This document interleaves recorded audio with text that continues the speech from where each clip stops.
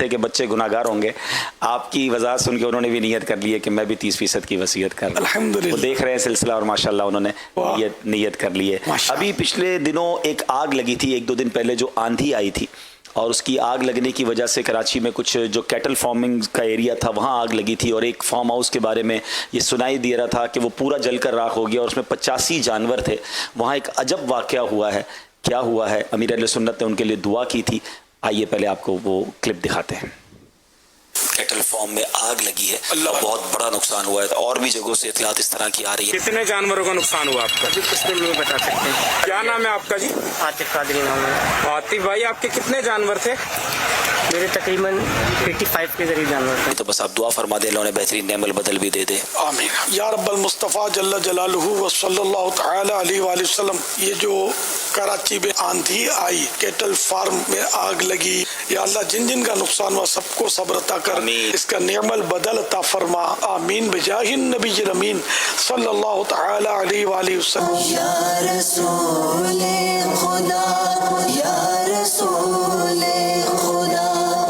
پرسوں رات کو یہ واقعہ ہوا ہے یہاں پہ، اور ایک لین ہے پوری کوئی 40-45 باڑوں کی، اس میں بالکل شروعات میں کہیں آندھی کے ساتھ کوئی مسائب ہوا ہے، لیکن ہوا اتنی تیز و تند ہوگی کہ اس کی وجہ سے جتنی بھی یہ باڑے تھے لپیٹ میں آتے گئے، اور آنن فانن تقریباً 22 سے 23 باڑوں کو اس نے اپنی لپیٹ میں لے لیا.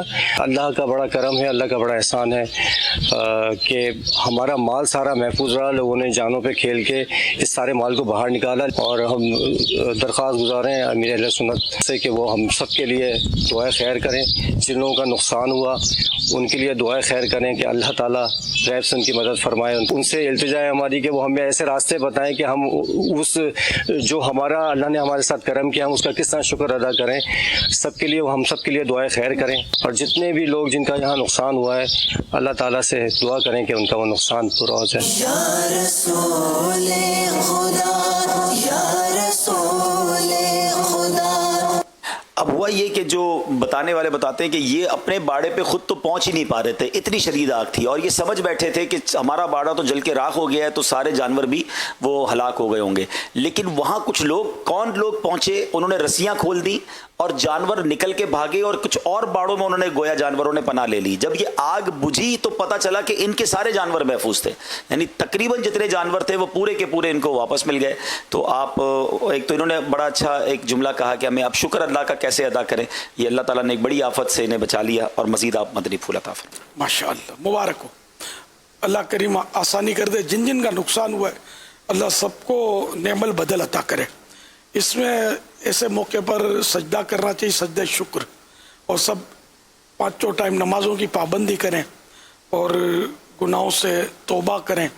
مزید یہ کہ دعوت اسلامی کے ہفتہ وار اجتماع میں جائیں، شکرانے میں مدنی قافلے میں سفر کریں.